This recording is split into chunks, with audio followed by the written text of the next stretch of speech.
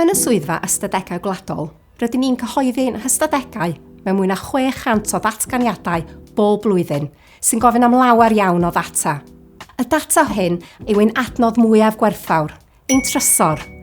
Felly, nid yn unig y mae gwneud yn siŵr ei bod yn ddiogel yn brif flaenoriaeth i ni, ond mae hefyd yn rwymedigaeth gyfreithiol. Mae ein tîm diogelu data yn gyfrifol am reid arweiniad ar bob mater sy'n gysylltiedig a diogelu data.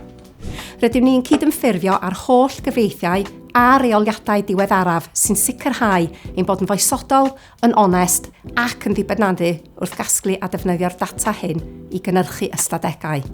Dim ond pan fydd yr ofyniad gyfreithiol neu pan fydd reswm yn ymwneud â busnes a byddwn ni'n cadw'r data a defnyddir gennym ni.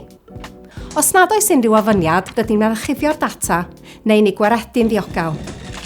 Mae bob aelod o'n staff yn meddu ar y lefel briodol o gliriad diogelwch ar gyfer y wybodaeth y mae'n gweithio arni ac yn cwblhau hyfforddiant gorfodol ar diogelu data. Rydym ni'n dileu unrhyw wybodaeth bersonol a byddai modd adnabod unigolion ohoni cyn gynteb a phosibl.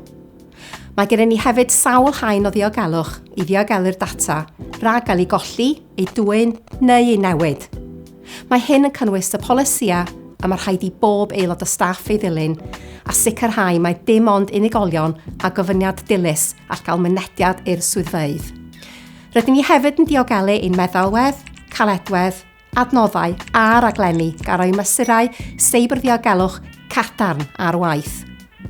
I gael ragor o wybodaeth am sut rydym ni'n cadw data yn ddiogel, ewch i wefan y swyddfa ystadegau gwladol.